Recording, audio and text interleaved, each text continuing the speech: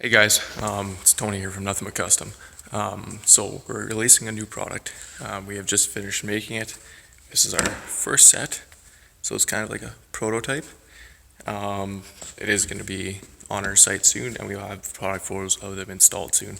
I just took some product photos of just here right now. This is my little photo booth. It's actually my workbench where I've built these. I just always drape this white cloth, a little bit of lighting, sometimes not even, because we're not that professional and that big yet. So you guys have probably seen these, but the thing is, I've had lots of customers when I give them pricing on a product like this that I can get from a different company, and they're complaining it's too expensive or yada yada. And so yeah, and when you order it from a different company, you can't get custom colors. Here we are going to be offering custom paint, custom colors. So this is a 16-inch wheel light. We will be offering it in whichever size you tell me that you need. We will make it for you at that size.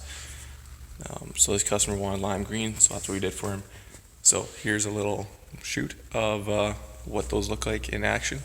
Just on the bench here, we'll have more videos of this once it's installed. These will be installed this weekend. Hope you guys enjoy this.